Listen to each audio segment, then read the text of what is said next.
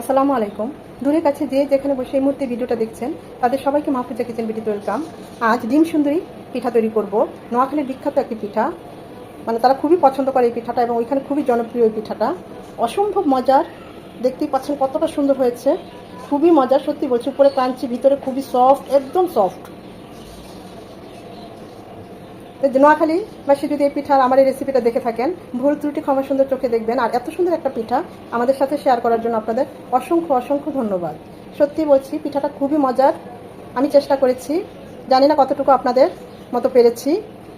তো যাই হোক, আমি কিভাবে আজকে এই নোয়াখালীর ডিম সুন্দরী পিঠাটা তৈরি করেছি সেটা এখন আপনাদেরকে দেখাবো।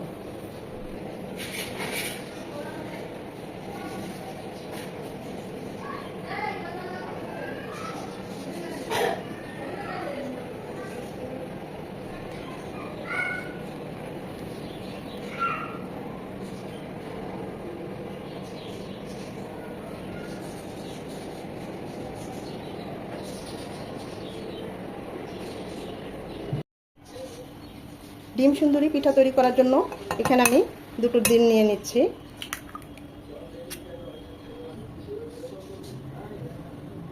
এক কাপের চেয়েও কিছুটা কম চিনি দিয়ে দিচ্ছি। চিনিটা স্বাদ অনুযায়ী, এটা খুব বেশি মিষ্টি হলে ভালো লাগে না, এরকম একটু হালকা, মানে হালকা মিষ্টি হলেই ভালো লাগে। তারপরেও চিনি যার যার স্বাদ অনুযায়ী দিবেন।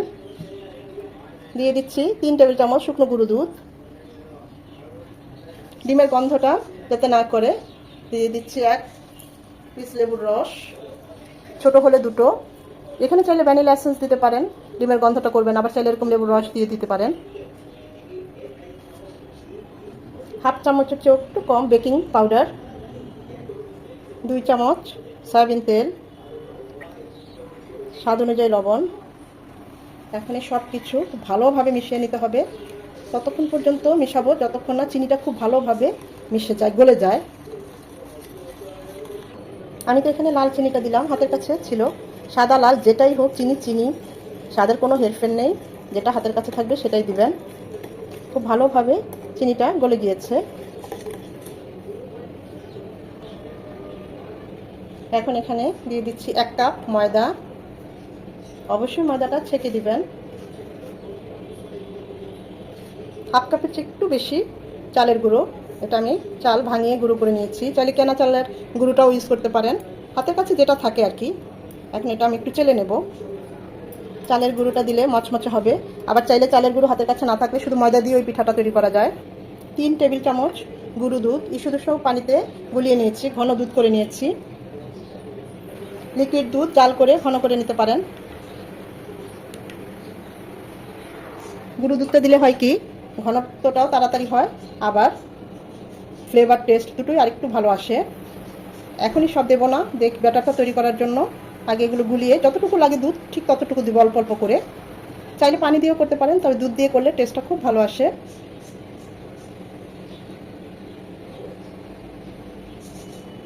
ময়দাটা দিলে সফট হয় পিঠাটা। অল্প অল্প করে দুধটা দিয়ে ব্যাটারটা করব। একদম ঘনও হবে না, আবার পাতলাও হবে না, কিছুটা ঘন থাকবে। পাটিসাপটা পিঠার যে ব্যাটারটা আমরা করি তার থেকে আরেকটু ঘন হবে।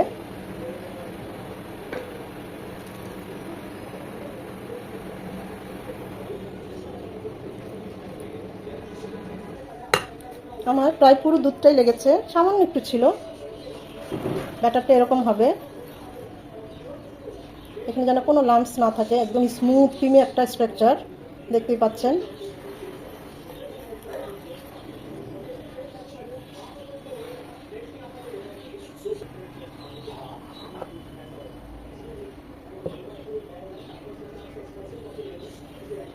এখন এটা আমি 20 মিনিটের জন্য রেস্টে রেখে দেবো। হাতে যদি সময় না থাকে 10 মিনিট হলেও রেস্টে রাখবেন। 20 মিনিট পর এখানে আমি আরও দুটো ডিম নিয়েছি, আপনারা চাইলে একটা ডিম দিয়েও করতে পারেন। আমি একটু পিঠাটা বড় করবো তাই দুটো ডিম নিয়েছি। দিয়ে দিচ্ছি স্বাদ অনুযায়ী লবণ আর 1 পিস লেবুর রস, যাতে ডিমের কাঁচা গন্ধ ভাবটা না থাকে।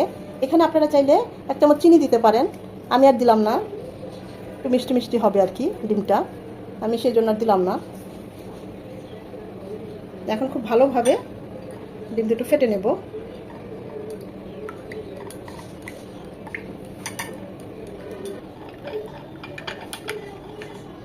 আমরা এখন চুলায় চলে যাব। ডিমটা ভাজার জন্য আমি 1 চামচের মতো ঘি দিয়ে দিচ্ছি। আপনারা তেল দিয়েও ভাজতে পারেন, তবে ঘিটা দিয়ে ভাজলে হয় কি খুব সুন্দর একটা ফ্লেভার ক্রিয়েট হয়, টেস্ট তো ভালো আসেই।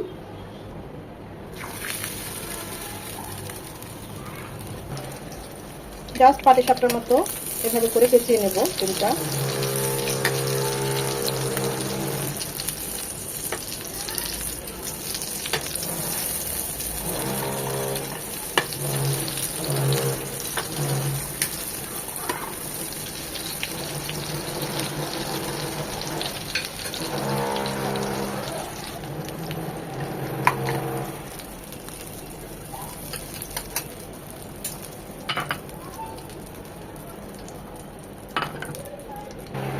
এখন আমি এই ঘিয়ের মধ্যেই আরেকটা ডিম এভাবে করে নেবো, আরেকটা ছোট্ট পিঠা বানাবো।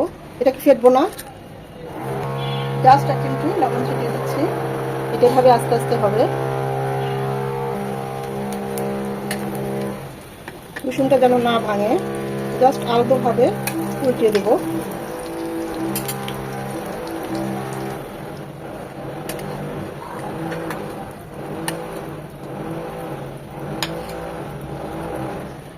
এই প্যানে দিয়ে দিচ্ছি পর্যাপ্ত পরিমাণের সয়াবিন তেল।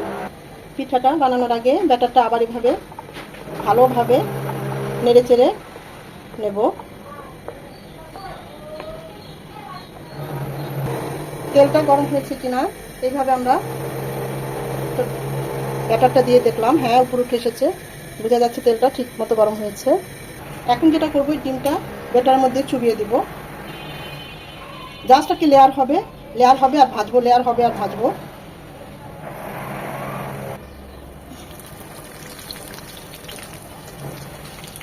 উপরে কিছুটা ব্যাটার ছড়িয়ে দিচ্ছি।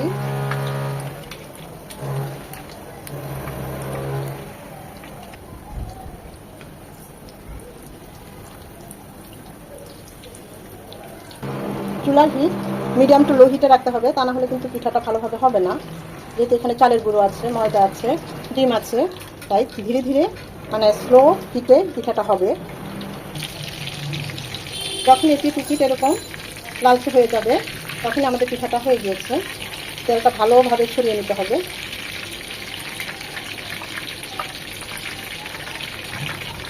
এই গরম থাকা অবস্থায় আমি পিঠাটা আবারও ব্যাটারে চুবিয়ে দিচ্ছি। এটা আবারও লেয়ার করব, লেয়ার করে আবারও দেবো।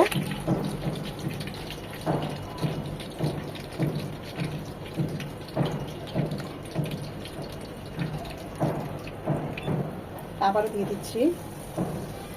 ঠিক সেমভাবে যতটা বড় করা যায়, 6টা 7টা লেয়ার করা যায়, এটা ততটাই পিঠাটা বড় হবে, খেতে খুব ভালো লাগবে।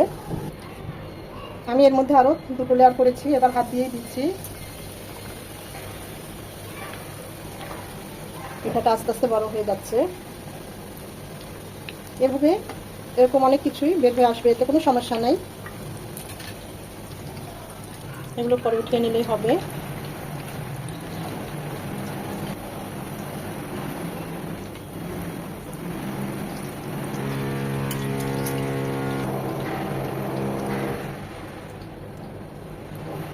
ঠিক সেমভাবে আরেকটা ডিম এরকম ব্যাটারের ভিতরে চুবিয়ে নিয়ে নিই।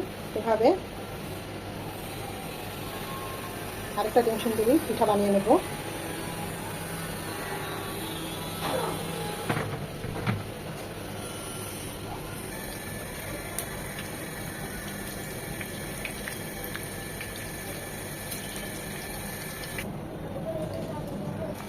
একটা ডিমের সুন্দরী পিঠা এটা লেয়ার করে করে এতটুকু বড় হয়েছে। চাপাচাপির কোনো দরকার নেই, কারণ আমরা প্রতিটা লেয়ারেই খুব ভালোভাবে মিডিয়াম টু লো হিটে ভেজে নিয়েছি। ওই পাশটাও এরকম কালারটা আসার পর্যন্ত অপেক্ষা করব।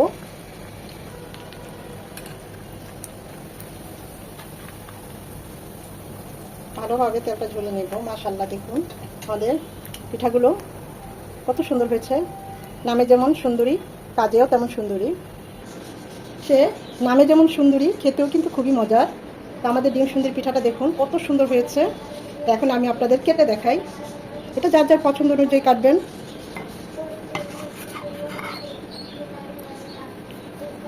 এখনো অনেকটাই গরম, যেহেতু ডিমের পিঠা একটু গরম গরম খেলেই ভালো।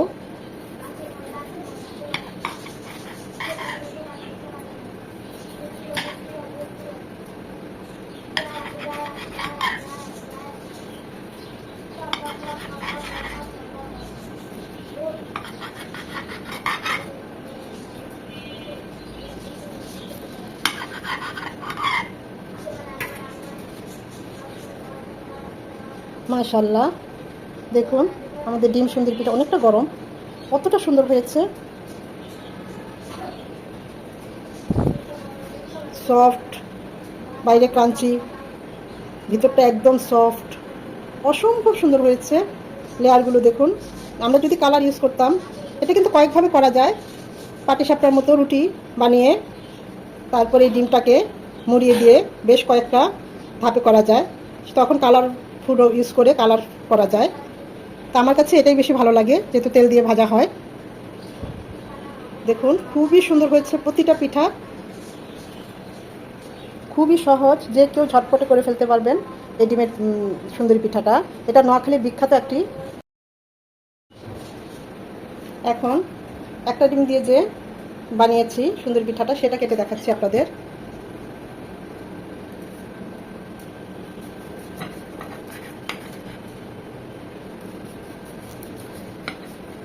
বেশ খানিকটা গরম, ধরা যাচ্ছে না। উপরটা দেখুন কেমন ক্রিস্পি ক্রাঞ্চি, ভিতরটা একদম সফট। যারা এখনও এই পিঠাটা ট্রাই করেন নাই, আপনাদের কাছে আমার রিকোয়েস্ট থাকবে একবার হলেও ট্রাই করবেন।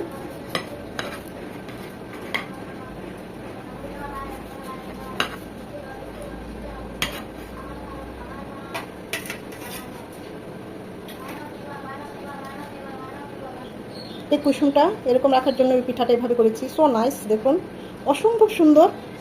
টেস্টের কথা কি বলবো, আরও অনেক মজা।